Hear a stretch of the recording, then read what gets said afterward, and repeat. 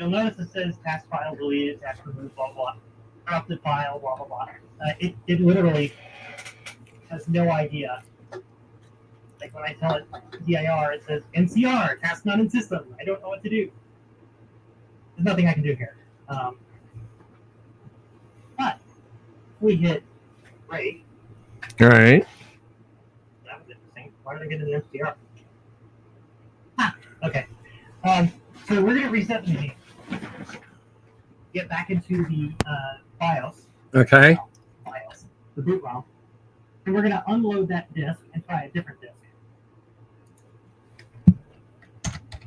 So back down to that guy. We're in the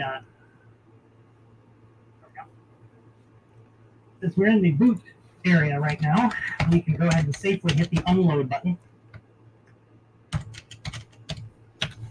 And when it says ready again, I can pull it out and then swap the disk.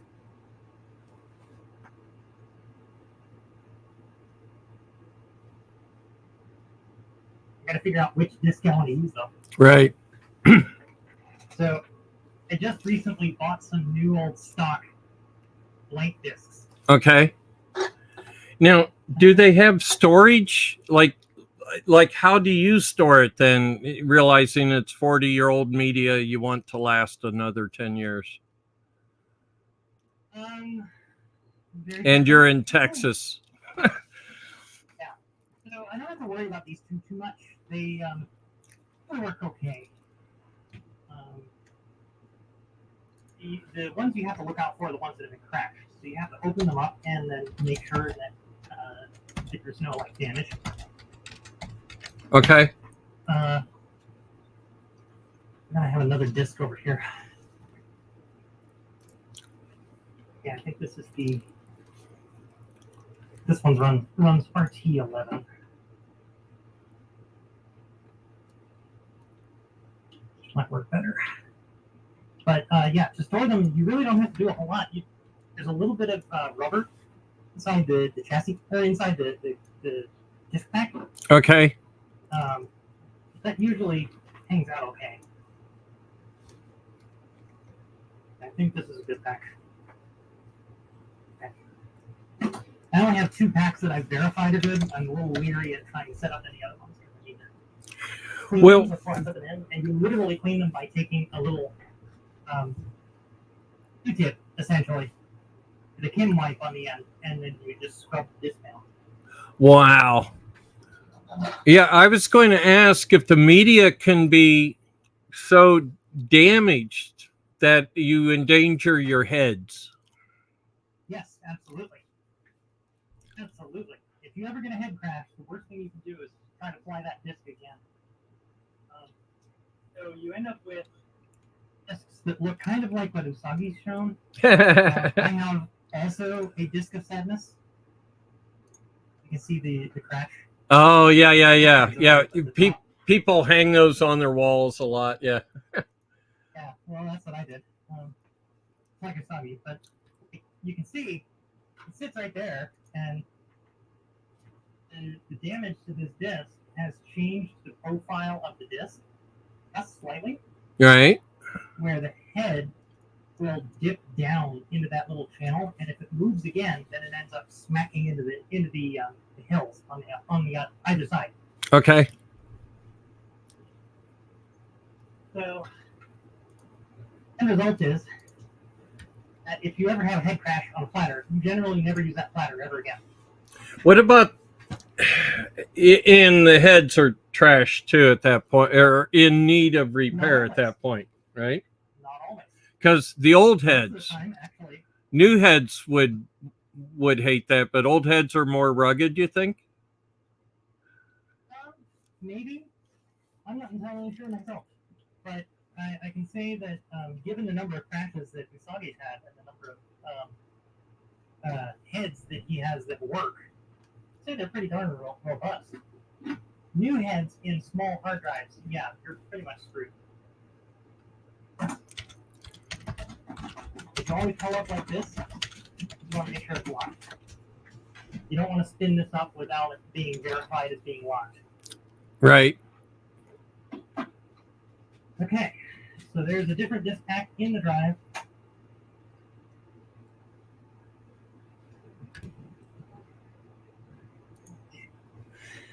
So Okay.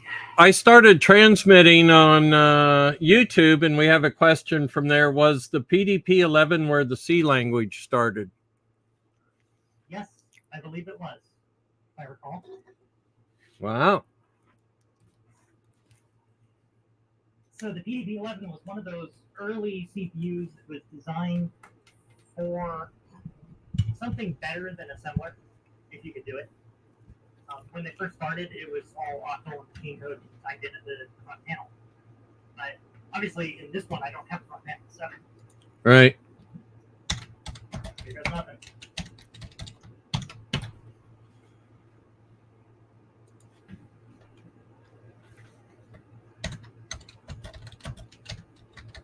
Okay, we're in.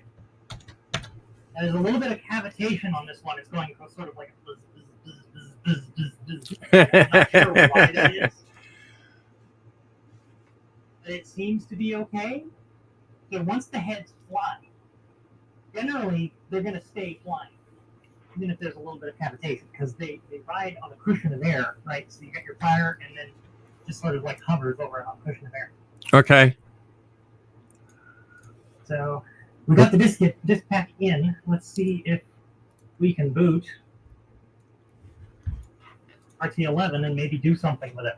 I don't remember what's on this pack, so. All right, so like before, to make sure we got the right device, we're booting off of an RL02. It's unit 0, so DL0 is our device. We say boot, DL0. And off we go. We are now running RT11XM. Oh. This one's kind of a weird one. And there's everything on that disk. I'm getting some corruption in the stream there. Right. Now, is the corruption due to hardware handshake, you think? Missing hardware handshake? I think there's some bad sectors on this disk. I don't think it's complete. So, like, if I do a DIR, the way you know it's accessing the disk is if that ready light goes out. So, like, you can see it kind of flicker while it's doing a directory listing. Right. Or not. It's cached it, so let's reboot. Then we'll try it again. So you boot, and that'll be a lot more instructive. Okay, so boot DL0, and now you can see it flicker a little bit. Right. Maybe a little more. I'm doing a DIR. Yeah, still getting lots of corruption in the output. So the operating systems on these things are very, very simplistic. You can think of it almost like a proto CPM or a proto MS-DOS. Some of your commands were somewhat familiar if you've ever used those systems. So, like, to get a directory listing, you just type in the command dir. You also have other tools in here, things like pip. Now, watch. I'm gonna say run pip, and it's not gonna be there. Right. Oh, it's there. Look at that. So pip is like the CPM equivalent of the peripheral interchange program. Right. And it's essentially the same tool. They just decided to use it in RT11 for some reason. So, like, if you wanted to do a directory listing on DL0, actually, it's not DL0, it's like RT11. So this is the system disk. So it's going to be SY/L. The last time I did this works on RT11 version 1, which is actually HT11 on the HT11A. Okay. Sorry, the H11A. Theoretically, this should just give us a directory listing. Yeah, it doesn't know. It's too new for me. Oh yeah, I can't even find help off of the work disk. There's no work disk, so it's the other problem. To quit your program, you just hit Control-C. You go back to the RT11 monitor. That's what that dot prompt is. And this is actually what confused me about Usagi's Centurion, because in RT11, it always prompts you with a dot. But on the Centurion, you have to type the dot. So it's really weird. But yeah, I mean, there's not much else to show. Okay, cool. So yeah, on YouTube we've got 10 people watching over there too. Just doing a quick pickup. The audio for YouTube is not as good for hearing you. So maybe next time what we'll do is go straight to StreamYard for this. Yeah, that would probably be a better idea. Yeah. Discord's not super great. No, Discord sucks the bandwidth management part of it, where you just get the spinning. Yeah. So, very. So my control panel here is actually French. It's the only one I could find. So pardon your So French. actually, Yeah. Yeah, exactly. This is actually my this is what I call my salvage PDP-11. So when I got this one, it was just the bare metal. There was nothing else inside of it. There was no control panel. It was literally just the shell. And so I had to add in all the Q-bus cards on the back. I had to put in these drives, which are not connected yet. That's the next thing I need to do. And I had to add this panel too. But yeah, to reset the machine, you do relan set. And then you go back into the boot menu. And then from here, naturally, we have to dismount that disc. We can't just leave it mounted and running right now. So we actually have to unload it. And it's going to let the disc spin down through friction, and then it's going to apply reverse friction. And then once it's brought it to a full stop, the ready light turns on. And we're okay to remove power. Actually, I have a surprise for you. Somebody has joined named Usagi something. Oh, Usagi! Oh, hello. Konbanwa. You, by the way. Usagi's desperately trying to plug in a microphone. How's it going? Good, So good. term, I can't hear him at all. Wait, you can't hear me? I can hear you. Picked up. All right. Who's talking? Yeah. So turn on your camera, Usagi. That would require me going to get a camera. Just a second. I don't. Well, June was just taking your name in vain. Oh, she invoked the Usagi. Right, and then you showed up. It's kind of cool. She said your name 3 times total. I'm Beetlejuice. Right. Michael Keaton, I'll settle for that. Yeah, I looked it up, and turns out Betelgeuse, or however they pronounce it, means juice of the beetle.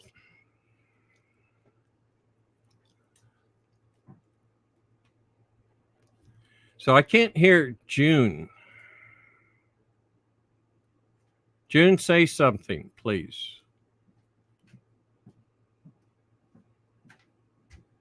Somebody's chanting Usagi in the channel.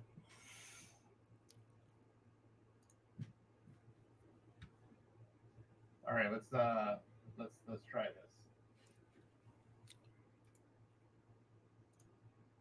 this. Hey. You guys got me in my room. This was very unexpected. But you're the one that joined us. Oh, that cool. Hey, but we're on Discord. I want to try and next time we'll do this probably through StreamYard and YouTube thing. So June, you said something earlier. You said that's an Usagi question. Do you happen to remember what it was? I can't hear you. Can anybody else hear you? No microphone. Well, we're almost done there anyway. It worked.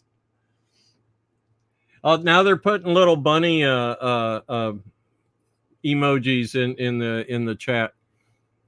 So June just booted her RL02. I can see that. I was down there the first time she did, actually. I meant Right. to join for that. Yeah, the panel swap looks really good on her part. The sidewall panels look, or white wall panels look pretty cool. Oh yeah, you got the fat panels. Yeah, that worked out. That worked out really well because it was in a position in my PDP-11. My PDP-11 was in a position where those fat panels wouldn't fit. Okay. I had such a narrow space to slide it into, and June had the skinny panels, and I was like, hey, maybe here. And it worked out. Everything on hers looks fantastic, and there we go. Hey, June. Welcome back. Hey. So I do, my road stopped working. the wireless strikes again. Right. Which just proves that it's really an illusion to begin with, the whole wireless thing. I don't believe in it. Everything I do is wired. Wired Right. Headphones, Right. wired mic. If it's not directly connected, I don't trust it. That is a wise choice. So let's. Can we keep this conversation going? Can I put a StreamYard, because people are saying they're having a hard time hearing y'all. I'm going to pull you straight into StreamYard here if I can. Give me a second. That is, if you don't mind joining us all on StreamYard. So people on. I don't mean to crash the party. I saw that you guys were doing something. Oh, live. we're just screwing around. Yeah. We're just goofing off. Yeah. Nothing super important. Except we watched June troubleshoot in real time and make cables, which was cool. Oh god, that was a pain. You're right. So I was making deck connect cables. Oh, These great. little things are so hard to make when you don't have a flat cable. Right. So I was trying to use ribbon cable, which is really close, Yeah. except not. So I had to use a pair of pliers to shove the wires down into the connectors. All right. Jumping to YouTube. So That's the connector. here, I need to get you two guys a link. Here, I'll just put it here. The link I just put is for June and Usagi. So you want to disconnect from Discord and reconnect to StreamYard. Gotcha. On the way. All right. So for everybody else, I'll put the link for all.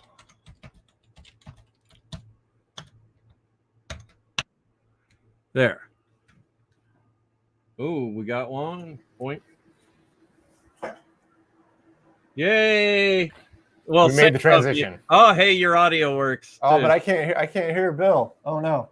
No. Is that my fault? Can you hear me, June? That's my fault. What? How are you doing that? Why are you? I can hear you June. fine. Can you hear Okay. me?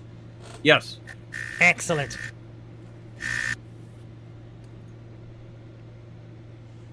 So I'm going to try my Rode one more time because I think that was actually Discord causing problems. Yeah. Oh, it turns out it was probably just my mic was catching the speakers. It wasn't using the system audio bus in the PC. So that's why I pulled you over here. Yeah, everybody's much happier. Though we got to find a way to make Discord work at the same time. Let me see. Actually, maybe I can do that. So they want you to boot it again.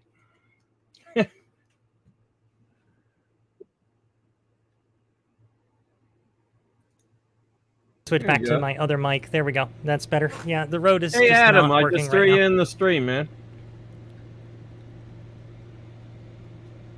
And we just lost Usagi.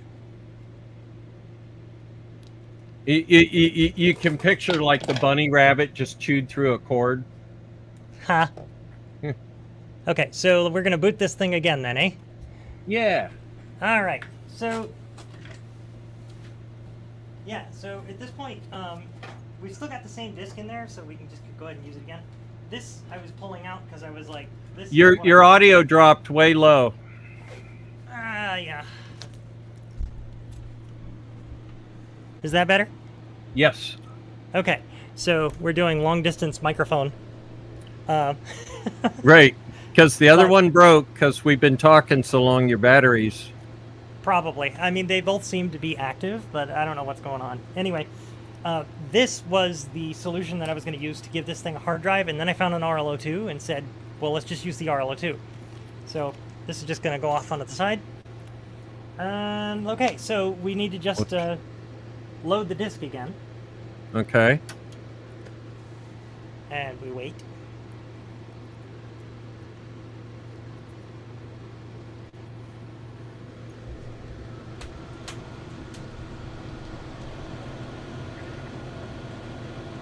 Can you hear it? Yeah. Now we can hear it good too. Yeah, so that is the sound of a happy RL02. If you don't hear that nice washing machine sound, you have a sad RL02. And The you should air probably turn it conditioner. off. Okay, Dave so Pooh 2 asked, is that a GoTech? is what a GoTech? I don't know. Oh, you mean this? This is called a DREM. So this actually emulates an RLL hard drive, or MFM RLL hard drive, and specifically a DEC hard drive. So Oh, wow. This is why it's got these weird connectors on it. You don't normally see these here, but if we pull them off on the back, and then move the mic over a bit, and the camera, then I can show you a little better. So it's called a DREM. Come on, focus. It don't want to focus. Did you write the focus software for that camera by any chance? No. If I had, it Yep. would work. So That was the setup. Thank you for hitting it. So yeah, this is actually a full PC inside of this Spartan 6. So they're actually running an ARM operating system on this thing. That's why it's got a VGA output and a keyboard and mouse input. Wow. But the idea is that you throw in an SD card, and I love this SD slot. I mean, the mechanicals on it are so cool. Like, that is just too cool. But yeah, so this replaces one of the MFM RLL hard drives. So they actually have one.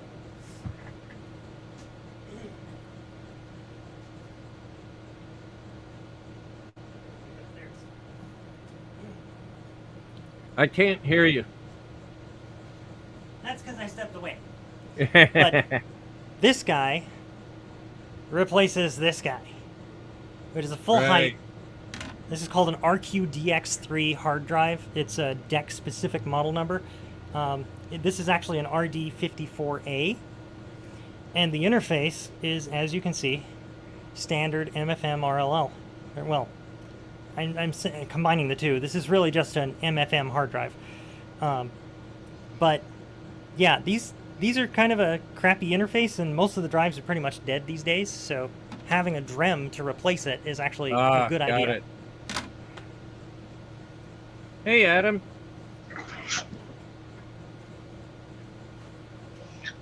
Hello, can you hear me? Yeah, pulled you into the stream here. Oh, thanks. That is cool. Okay, so we've loaded the disk. At this point, we can actually start booting off of it. So now we need to go back to the terminal.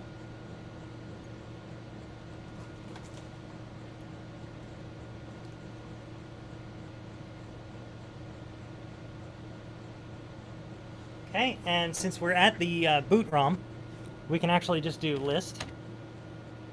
What was the capacity of that drive you were holding? I think that was an RD54. Which means what? 54 bytes? No, I don't remember offhand. It's unrelated to the actual capacity. I think, if I recall, it's something like 20 megs. It's not a whole lot. It's pretty small. No. Biggest hard drive I saw back then was 10 meg. So to boot this thing, we type in boot DL0.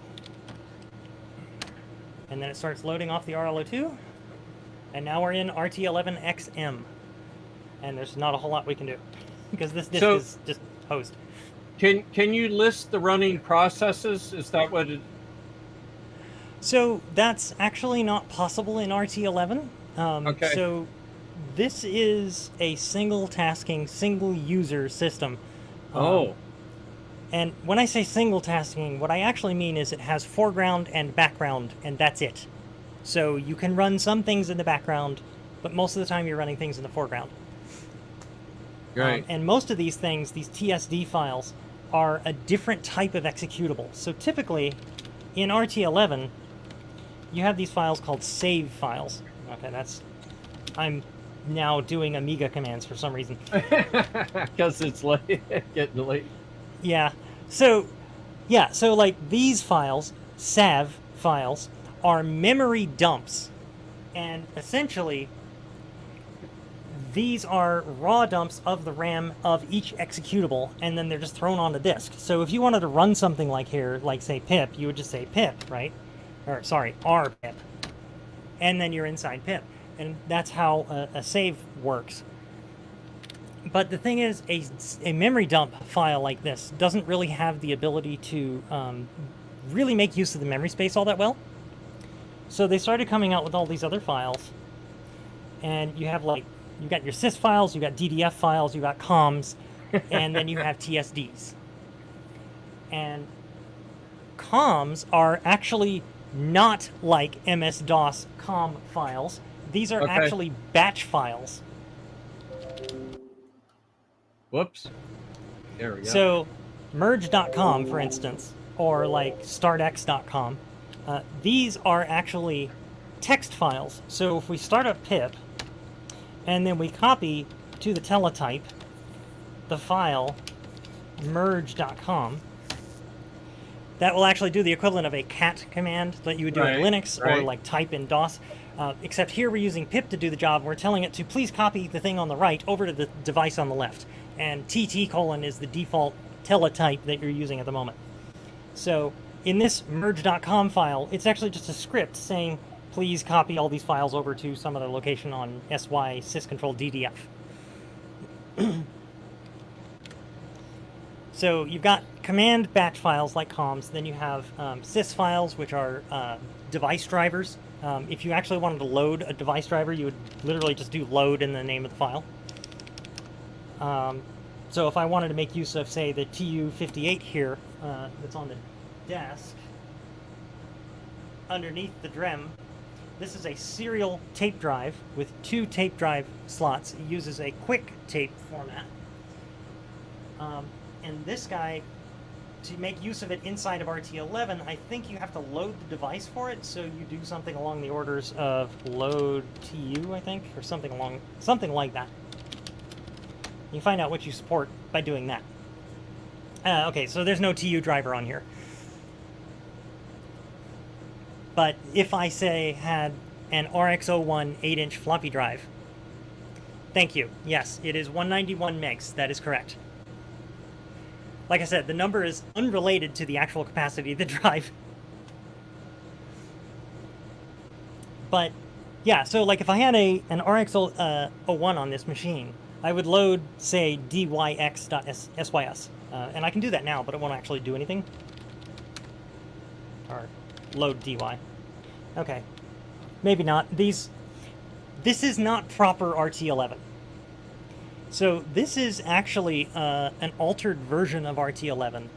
It's called RT11XM, and it's also running a multi-user business system called TSX that runs on top of RT11 and gives you all the multi-user crazy features of DEX Dieball, which was their business-oriented software that let you do all kinds of crazy things, like have a database shared between multiple users, and Oh, wow. ISAM databases and full text search and all kinds of crazy things. And this is 1 disk out of a 2-disk pack. So I don't have the full system. Right. That's But- very cool. Yeah, so this is actually why I have this disk. And hard to see because my camera's being silly. Let's see if I can get it in focus here.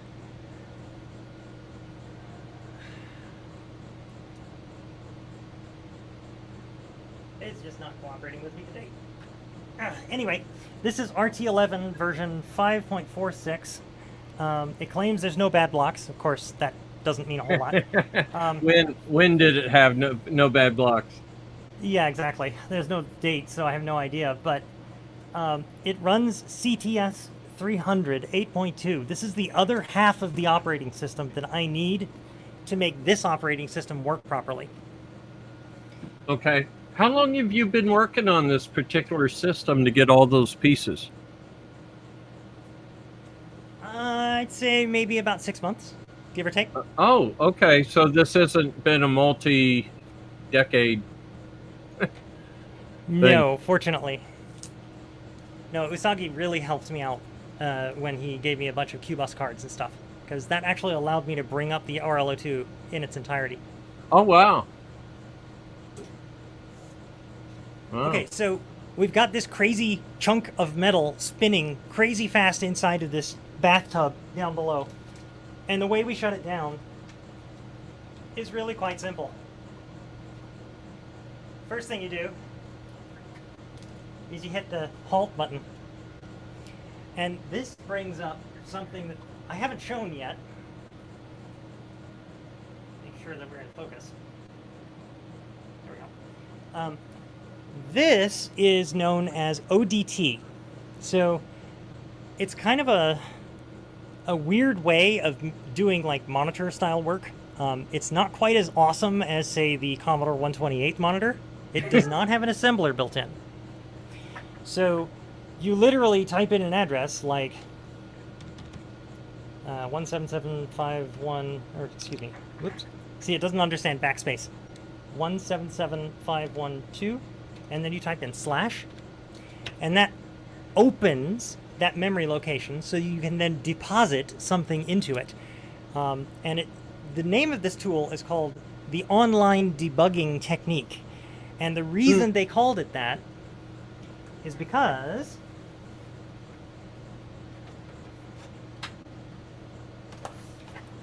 this was designed for machines that did not have a control panel like this.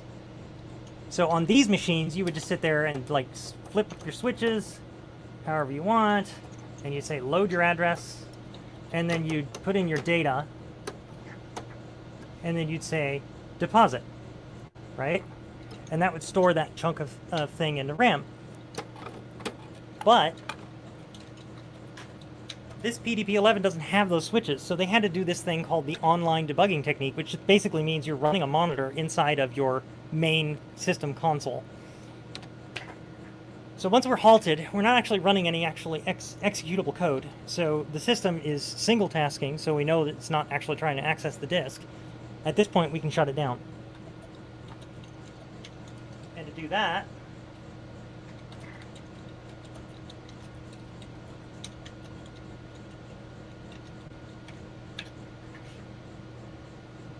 oh, good grief.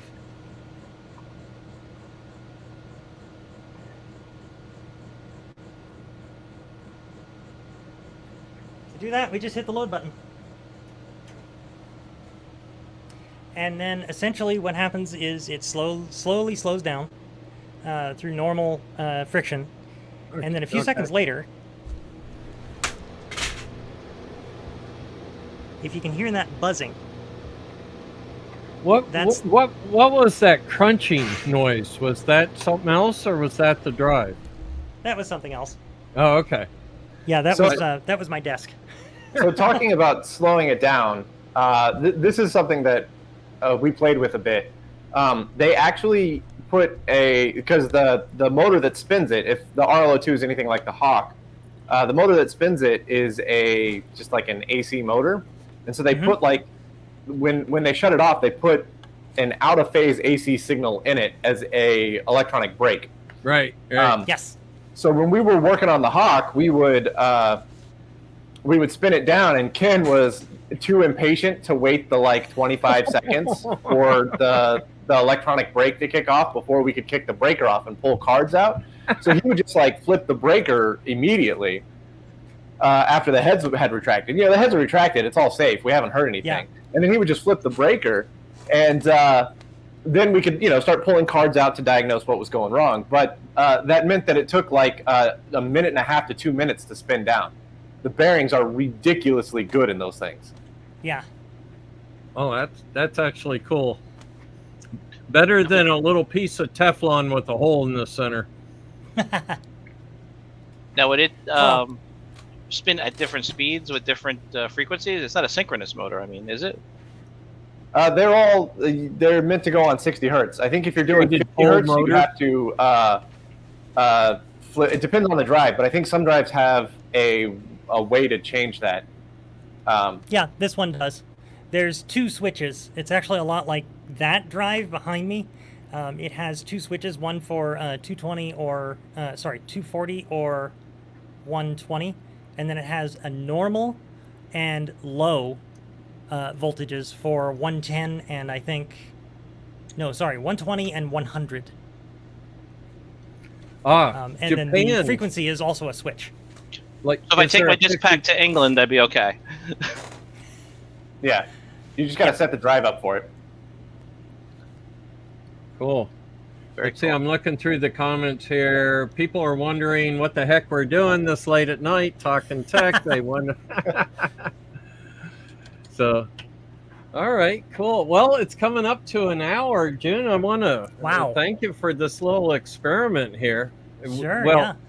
So we came from our Coriolis-Effect Discord channel. If you go over to Coriolis-Effect.com, there's a link. And we started there, but we have to find a way to do this in Discord and still have good audio and good video and everything. And so, hey, and also Adam and Dave, thanks for jumping in, man. It's always more fun to... Especially, I mean, given how many people in Texas work on these kind of disk drives and how, It's only about an hour and a half. You guys are pretty. I mean, they're both in Texas, but that doesn't mean you're anywhere near each other. I'm assuming. It's only an hour and a half. It's really pretty close. Okay. Yeah, we're pretty close. Right. Yeah. So, That's actually why I was able to go and get some stuff from it. Got it. Yeah. I've vice bounced versa. around Texas a few times with the print when I was working on the barcode industry with the printing companies, and it's you don't realize coming from New York how big a state it is until you've driven across. It's real big.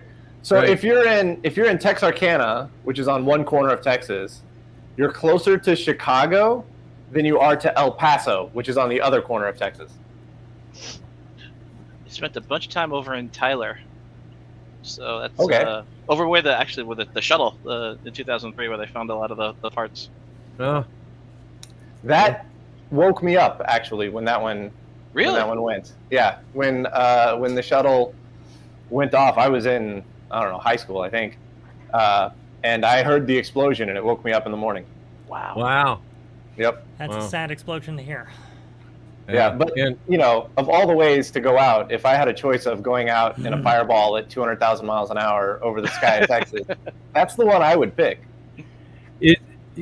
so did you just describe your and Jerry's next race? Yeah. Jerry's gonna lose. It's not even talking shit. It's statement of fact the way he said it. Well, we're just going to lose. Yeah. So, well, we'll have to see. So who's going to Midwest? BCF Midwest. Yeah, June, I am. I'm going with this thing. This horrible little gremlin of a machine. Right? Which is just a PDP-11. And Usagi, you're going to do your normal day job. I'm gonna miss it because I leave like tomorrow in less than 12 hours to go to California. So like I missed West by like 3 weeks, right? And then in October I'm gonna be headed up to Cincinnati, which is not far from Midwest, but October is too late for Midwest, so I'm gonna miss it also by like 3 weeks. Oh. It's just all of my trips ended up being slightly pushed too far back. So, well, when are you going full time? Full time to what? YouTube. Some would say I'm already there, even though I don't make full time. Right. Even though I'm not paid for it. Yeah. Well, but the trip in October to Cincinnati is actually a trip for this stuff. I'm doing multiple trips. I'm knocking off multiple things. One of them is Cincinnati is Centurion related, so I'm taking the CPU 5 stuff that's up there back up to the desk system. Then I'm going to go over and see Dave McGuire at the Large Scale Systems Museum in Pittsburgh. Okay. And then I'm going to System Source for that big beast right there, which, spoiler alert, this video comes out tomorrow. It has a crashed rotating drum assembly in it. Oh wow. So we're all excited about a broken thing. I know. So Bob being Bob at System Source, has another G15. So we're gonna do a drum swap. I'm gonna take the drum out of that one and take the drum out of this one and swap them. And then after we get this machine up and going, we'll haul it back up to System Source, and I'll get to work on the other machine. And we're tossing around. June and I have been talking about this. I've been talking about this with a bunch of people, Eric, and we're tossing around different ideas for how to resurface a rotating drum, which is a whole lot of material science and interesting engineering problems and challenges to overcome. So that's been a thought experiment we've been going on. The goal is to have this G15 up, running, executing code by the end of 2024, and then get to work on the drum resurfacing project in 2025. How bad is it crashed? It's bad. So there's Pause. there's something like there's 21 tracks across the drum, but there's like 70 heads in that thing, and I would say there's crashes on half of the tracks. So whether it was read heads or write heads that crashed, I'm not sure. The drum itself also has evidence of water intrusion, so I think mold got on it, and then somebody spun it up in probably the early 90s. And then mold builds up and takes up that clearance between the heads and the drum itself, and then you get big old stripes across your drum. We called that nap of the earth flying in helicopters, where you're going through the actual crap growing on the terrain. Yeah, I wish my heads could do that. So if Dave McGuire shows you a picture of me licking a Cray one, it's fabricated. I'll keep that in mind. I'll be sure to ask him to see the fabricated image of you licking a Cray one. Yes, in a parking lot at VCF East 5-6 years ago. So I'm actually really excited to go. What was that? Oh, sorry. Never mind. Go ahead. Okay. I'm really excited to go see Dave McGuire because he has a Dave is the deck guy because June's showing off PDP stuff. If you're in the digital equipment world or PDP world, Dave is the guy to talk to. He has a box called an AP120B built by Floating Point Systems, and it is a add-on for a PDP-11 that is an additional vector processor add-on for PDP-11. It essentially turns the PDP-11 into a supercomputer. Don't you have one of those? I've got the boards from one, but I don't have the backplane. So when I get there, I'm going to rip his open and get a bunch of photos of the backplane and see if we can figure out if we can reverse engineer a backplane. Because the backplane all I have is the knockoff stuff. Yeah. I've got we've got your PDP over there. Your side panels on that PDP. Yeah. I'm glad the top came out okay. Yeah. Yeah, it looks great. And there's the 1183 on the ground next to it. Yeah. And then of course we've got the big blue boy behind me. This one here. And no way to balance out your 110 220 volt load all the way out there at the we're get a big delta self-resonant transformer.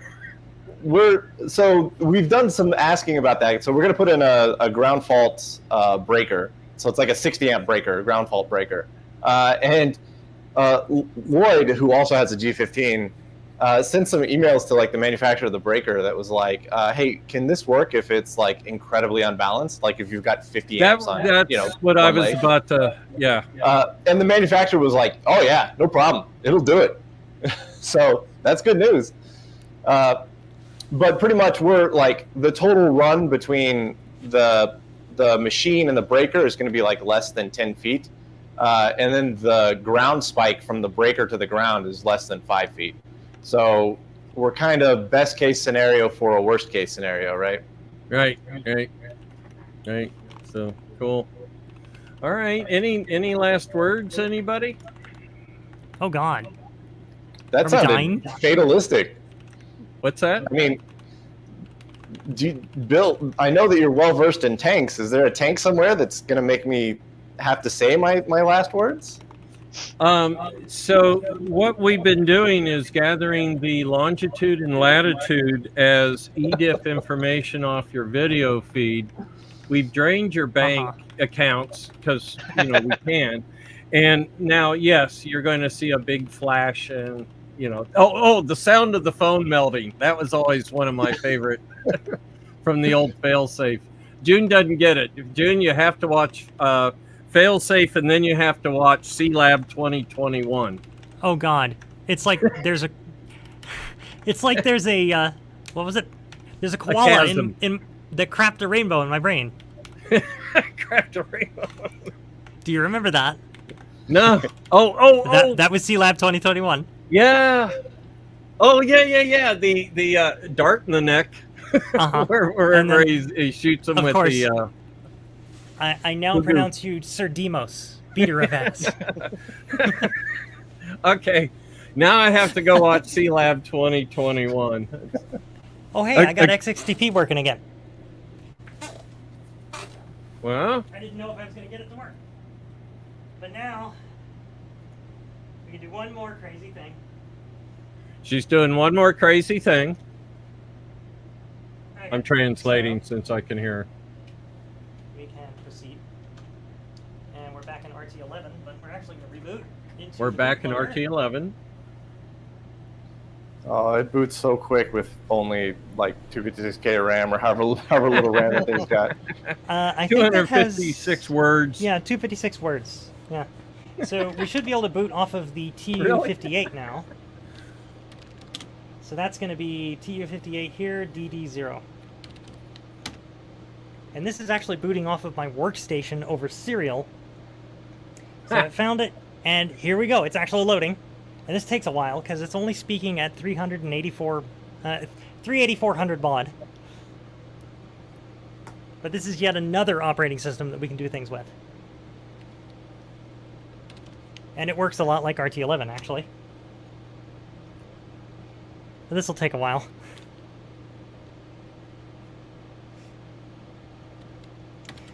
But this is essentially the diagnostics tool that all deck technicians had to use to verify that the installation of the PDP-11 and its peripherals were customer acceptable. This contained all of the acceptance tests to validate that the hookups between the peripherals and the controllers was good. So you usually find like ZVG, I think. I don't know. ZVG. So it's 6 letters in an XXDP file name. And you can't combine star and star with letters, so you have to do...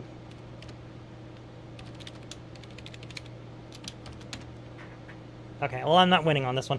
Let's try... It's DD1. not regex.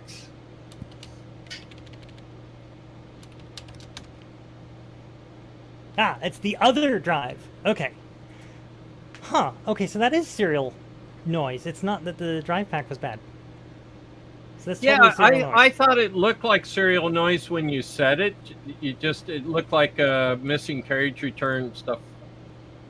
I do have this set up for no flow control. Maybe I need X on, X off. Turn on hardware too.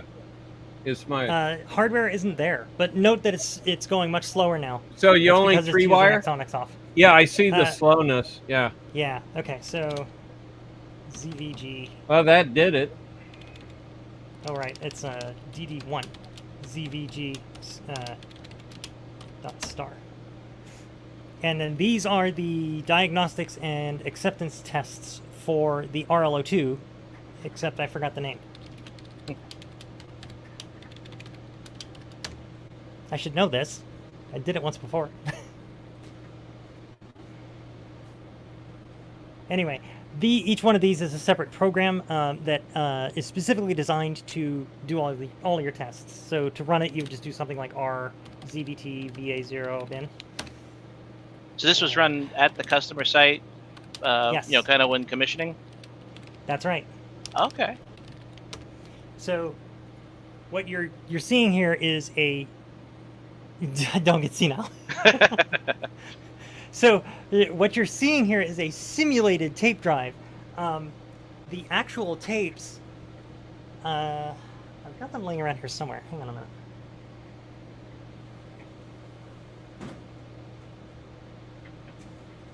Yeah, the actual tapes look like this.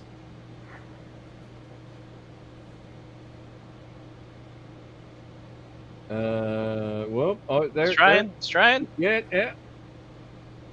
They're quick. I can't. It's not getting it. There it goes. Not that it helps says it's much. blown out, but There you go. there, that looks a little better. But little tape drives like this, and the tapes actually go into that drive. June saying that the tapes go into that drive there. Yeah, so it goes right in here. So what a field tech would actually bring to the site is just a stack of these things, or they would bring an RL02 disc pack, and you just like slide it in and push real hard, and it just locks in place, and then you can start speaking to it over serial. But because it's just serial, I can fake it using my workstation over on my actual desk. Wow. So, and there was no real concern about catching a virus back then, I'm assuming. Oh no, not at all. This stuff was all pretty tightly disconnected from a global network. This was way earlier, before they actually had Ethernet in wide deployment. Right. And DEC actually invented Ethernet, if I recall. And it's kind of interesting because when you look at how Ethernet is designed, it's very laissez-faire. You just sort of plug in and go. Right. Whereas if you look at other competing protocols, it's all centrally managed and hard to deal with and stuff like that. And the interesting thing about these diagnostics is you wouldn't just get this tape. You would also get the source code for the diagnostic, all of the registers, and also almost all of the schematics for the board itself. Right.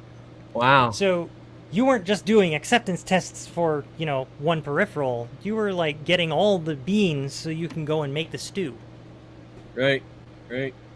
Now, who would have used these back then? I always think of oil companies and whatnot, but also pretty much any office that was into R&D or something could have used a PDP back in the day.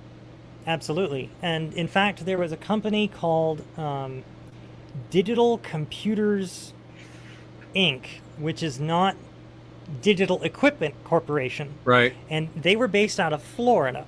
And these guys actually built they're essentially turnkey PDP-11 systems for accountants and for lawyers. Right. Okay. So that disk pack that I have that's broken, that runs RT11 and CTS 300, right, that disk pack came from one of those machines, which is also part of the reason why I can't get it fully run up. Wow. So once you get it running, can you put it on the internet? Is there? I actually can.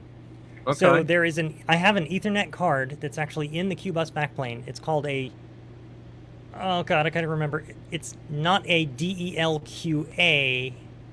Is it 802? Sorry, it is a DELQA. Is it 802.2, 801.2, or 801.3? Ah, now that's an interesting question.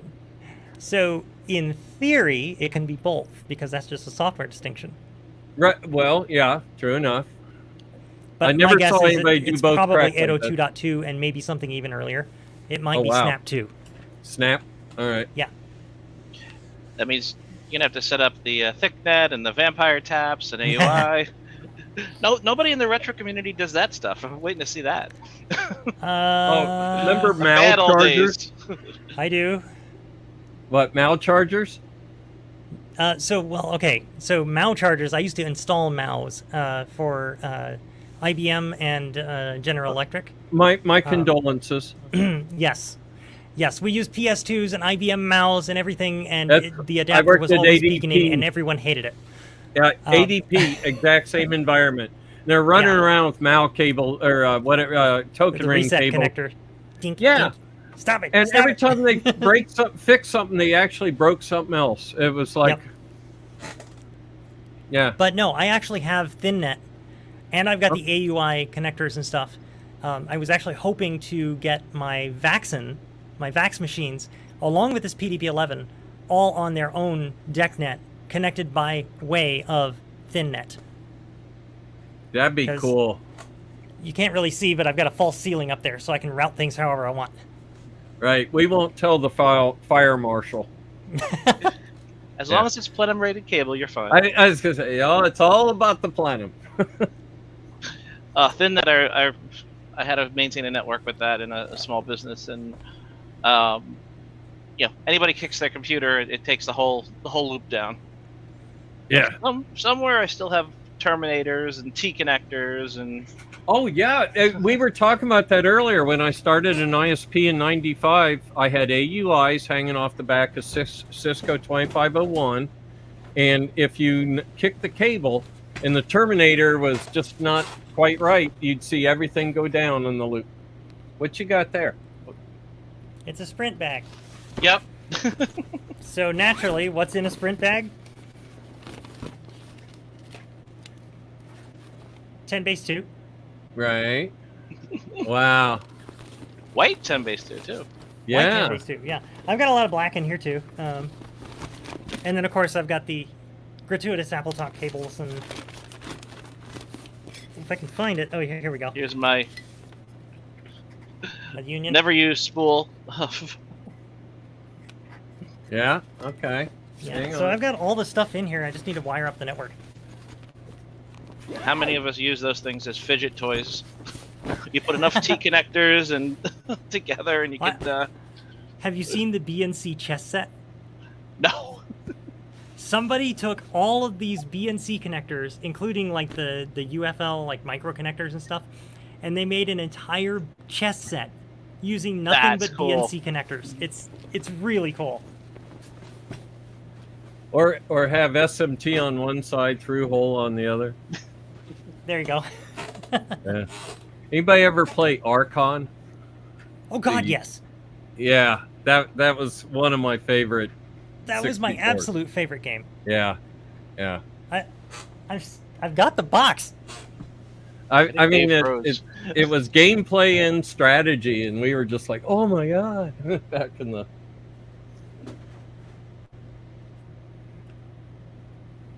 So, Dave, you going to ThinNet all your stuff together, or whatever the equivalent is? My goal is just to get as many terminals plugged into this one as possible. So Which- it has 2 multiplexer cards in it, which have 4 ports each. Okay. Nice. So we can get 8 terminals plugged into it. I also have a parallel printer card for this big guy here, so we don't have to lose a serial port for the printer. So the goal would be terminal 0, because it's the one on top of the machine. The EDS PC next to it, I'm missing the monitor for it, but I know the guy who has the monitor, and I'm trying to talk him out of it. So it would be also it's just DOS, it's just like a PC compatible, but it was made by Centurion, so it's technically a Centurion computer. So it would be running an emulated terminal. Then I've got the ADM3A 3A. right there, and then I've got a Naboo up here. Right. And then over here, we've got a DEC Rainbow 100, that Right. guy. And then this is an NEC PC 8001, which is like a Z80 and actually has serial capabilities. And then we've got the Wang Rider right here, which actually the box for it is down there. It does not have a serial card, but they did make a serial card for it. So it is possible to turn that into a terminal. And then we've got the TI-99-4 here, which does have an RS-232 box here. So it can turn into a terminal, but it can only do 40 columns. So it kind of sucks as a terminal. But the goal is to have all of that hooked up as remote terminals for this big guy. You gonna hook up the Lytton? The Lytton, so that's an interesting. I'm using the Lytton as my table at the moment. So I'm using a mini computer as a table, but the Lytton is really interesting because it was what the Centurion was built to replace. The company Centurion, the company, Bud Smith and John Warren started by providing service to Lytton customers, writing software and keeping their machines running. And finally, the Lytton pulled out of the industry, and Lytton said, "Hey, can you build us a new machine?" And this was the result of that. Except that the Lytton is a paper tape-based machine with a rotating drum, so it has like really weird requirements. And the biggest, strangest one is that the word length is 40 bits. So if you've got 40-bit words, that doesn't divide into 512-byte sectors very cleanly. But 40-bit words divides really cleanly into 400-byte sectors. So the Centurion is built entirely around 400-byte sectors. You've got 16 sectors, 16. So 400 bytes per sector, 16 sectors per track. Wow. And then you've got 2 tracks per cylinder. So we're in an interesting position. I don't have the paper tape punch or reader for the Lytton, but we could build a paper tape reader and a paper tape card for the Centurion that plugs into the Lytton. So whenever we want to load a file on the Lytton, we pull it up on the Hawk drive because it's all compatible. The sector sizes all match up.